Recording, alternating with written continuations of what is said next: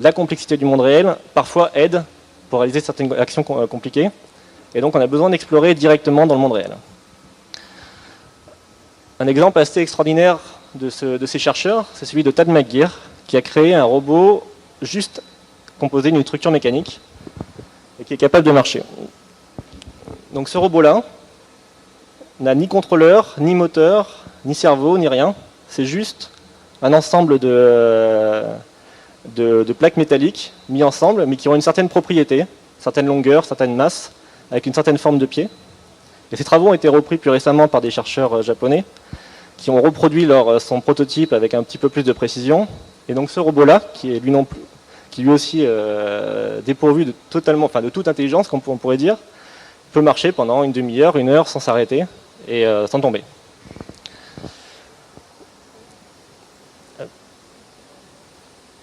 Donc pour chercher effectivement faire ce genre de recherche, on a besoin d'une plateforme pour explorer effectivement dans le monde réel.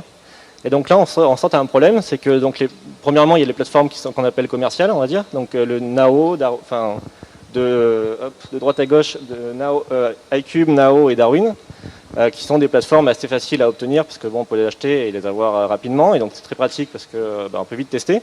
Par contre, leur morphologie est basée sur des processus de fabrication complexes qui font qu'on ne peut pas les modifier rapidement pour pouvoir tester différentes longueurs de jambes par exemple. De l'autre côté, on a les plateformes expérimentales, donc des sortes de prototypes qui elles, sont très intéressantes d'un point de vue exploration morphologique, c'est-à-dire que pour le coup, les chercheurs ont réfléchi à comment faire des bonnes jambes ou des bons bras pour attraper des objets. Par contre, c'est pareil, c'est des objets qui sont un peu prototypiques, donc c'est-à-dire que c'est très compliqué à reproduire, basés sur des techniques de fabrication assez compliquées qui font que c'est impossible finalement de les transférer en dehors des autres laboratoires. Et donc on saute à un problème en science de reproductibilité des résultats. Donc nous on a essayé de répondre à un besoin qui est premièrement créer des nouvelles méthodologies de design en robotique qui permet de pouvoir rapidement modifier la morphologie d'un robot. Et deuxièmement, d'utiliser des outils qui permettent de diffuser nos robots dans le monde. Donc pour cela, on a créé Poppy, qui est un robot humanoïde, donc qui est un robot humanoïde open source, qui a la particularité d'avoir le corps totalement imprimé en 3D. Donc tout ce qui est blanc sur le robot ici, c'est de l'impression 3D. Les moteurs en noir, c'est des composants assez classiques du commerce. Et donc, grâce à ce processus de fabrication et de conception, il est possible de reproduire le robot un peu partout dans le monde, parce qu'il s'agit juste d'avoir une impression 3D et une connexion Internet.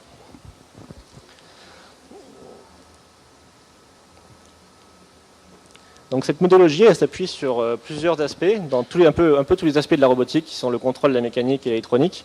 Et donc d'un point de vue contrôle, on a créé une librairie en Python, qui permet justement de très rapidement tester des expérimentations dans le monde réel, et qui s'adapte au fait qu'un robot puisse être modulaire. Donc la mécanique, comme je disais, c'est de l'impression 3D. Donc si jamais on a envie de changer une pièce, il s'agit juste d'aller dans le fichier et de modifier la cote d'une pièce et on la réimprime. Et donc on peut rapidement tester comme ça. Et pour l'électronique, on se base sur un autre projet open source qui s'appelle Arduino, et donc qui permet de facilement modifier l'électronique du robot en venant rajouter des nouveaux capteurs ou des nouveaux senseurs sur le robot. Et donc comme ça, on peut explorer donc, tous les aspects de la robotique, donc informatique, mécanique et électronique. Souvent, on nous demande qu'est-ce que c'est faire Poppy. Et en fait, c'est pas du tout la bonne question, parce que Poppy, c'est pas un robot qui sait faire quelque chose, c'est un robot qui sert à développer des choses. Et donc en fait, c'est plutôt un outil, il faut voir ça comme un outil, comme un marteau, comme un logiciel, qui permet aux gens d'explorer de nouveaux développements en robotique, mais aussi dans le monde de l'éducation, d'apprendre, d'explorer, de comprendre comment la robotique marche. Et donc, l'intérêt de Poppy, c'est vraiment d'être modifié par l'utilisateur final. Donc maintenant, je vais revenir un peu sur le sujet principal de la soirée, qui est la diffusion open source. Donc, pourquoi nous l'avons diffusé en open source? Donc, tout d'abord, il y a des raisons scientifiques derrière ça. Tout d'abord, c'est permettre de partager plus que le papier scientifique, c'est-à-dire aussi le matériel qui va avec le papier, donc pour que des personnes puissent reproduire l'expérience qu'on montre. Deuxièmement, c'est d'essayer de créer une plateforme de benchmark, c'est-à-dire, en fait, un problème un peu en recherche, c'est que si on fait un test sur un robot, le test n'est valable que sur la plateforme sur laquelle on l'a testé. Et donc, si on veut comparer deux algorithmes, je ne sais pas, deux algorithmes d'intelligence artificielle, c'est très compliqué de pouvoir les comparer entre deux robots différents. Le fait d'avoir un robot open source qui peut faire le lien entre les deux permet aux chercheurs de différents laboratoires de pouvoir comparer leurs résultats sur la même plateforme. Enfin, ça permet une science cumulative, c'est-à-dire que les gens peuvent réutiliser le travail qu'on a déjà fait pour poursuivre ce travail. Et c'est très important parce que pour l'instant, tout le monde réinvente la roue dans son labo, tout le monde refait un humanoïde, tout le monde refait un robot quadrupède, tout le monde refait ça. Et donc on perd des années de développement juste parce que les gens refont la même chose. En fait, si on propose directement un robot qui est déjà fait, peut-être qu'il a des défauts, mais au moins on peut le prendre comme il est, le modifier pour l'adapter à ses besoins et continuer à travailler. On peut économiser beaucoup d'années de développement comme ça. Enfin, il y a des raisons un petit peu plus sociales qui sont promouvoir l'open science et l'appropriation technologique du grand public. Ensuite, il y a des raisons techniques. Et donc les raisons techniques, c'est déjà le robot en soi peut être modifié par les gens qui vont l'utiliser. Donc ça a du sens de pouvoir le rendre open source. Si on avait fait un robot qui avait besoin d'être produit à des milliers d'exemplaires par un processus d'industrialisation compliqué, c'est moins clair que ça aurait été utile.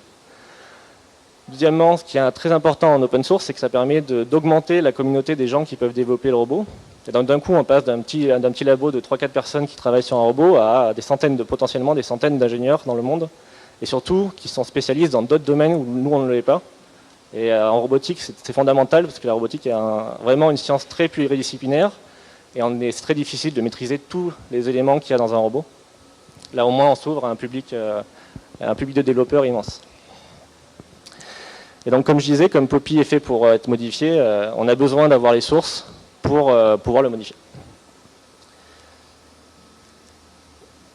Donc pour la diffusion, on diffuse toutes les sources mécaniques, électroniques, tout ce qui est hardware en Creative Commons et tout ce qui est software en GPL. Donc pour faire simple pour ceux qui ne connaissent pas, en gros, dans les deux cas, on autorise les gens à faire ce qu'ils veulent avec les sources du robot. Par contre, si jamais ils font des modifications, des améliorations, on leur demande qu'ils redistribuent ces sources sous la même licence. Hop, juste. Voilà, et donc si des personnes sont intéressées pour accéder aux sources, il faut aller sur notre GitHub, donc sur l'adresse qui est indiquée là. Donc qu'est-ce qui arrive quand quelqu'un s'intéresse à faire le projet Poppy? Et donc s'il part du projet basique, c'est-à-dire le projet qu'on a dans son état actuel, ben, il peut avoir un kit un peu comme ça, avec plein d'éléments imprimés en 3D et plein de moteurs, et après il ne s'agit plus que de le monter. Et donc, ça prend environ un jour ou deux pour une personne. Et après, normalement, quand il le branche, ça doit marcher et il doit pouvoir exécuter directement tout le code que nous, on a déjà fait. Et donc, si tout se passe bien, qu'il a monté le robot correctement, à la fin, après 2 jours, il peut commencer à utiliser son robot et exécuter tous les algorithmes que l'on a fait.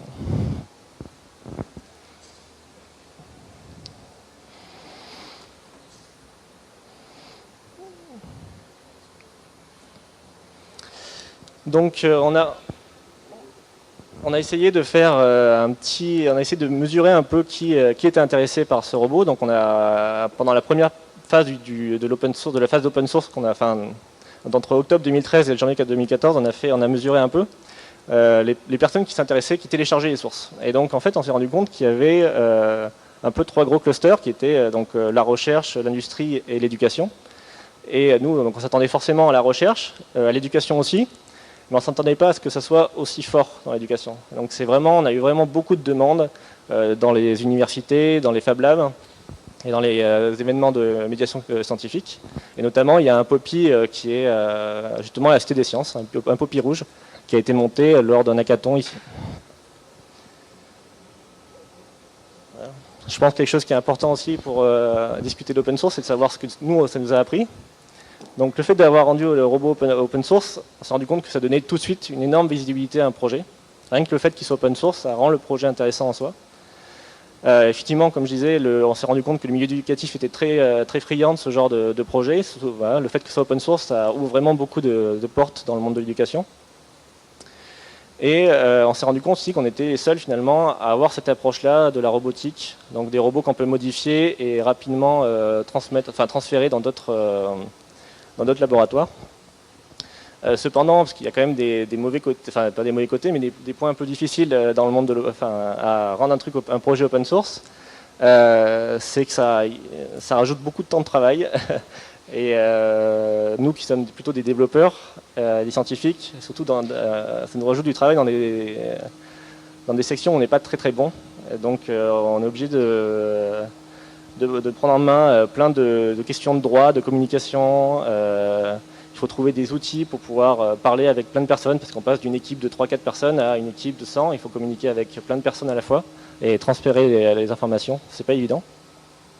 Et on s'est ensuite rendu compte qu'il y avait un petit problème de communication en anglais, en France en particulier. Voilà, parce que nous on vient d'un monde de la recherche où l'anglais c'est la langue par défaut. Et on avait tendance à toujours parler en anglais avec tout le monde. Et ça pose vraiment un problème. Et donc finalement, pour vraiment faire un bon projet open source, il faut quand même être multilingue. Et donc on est en train de transformer ça. Donc les enjeux actuels, c'est sortir une nouvelle version qui arrivera dans le mois qui vient, je pense, qui reprend un peu tous les retours qu'on a eu pendant un an de release open source.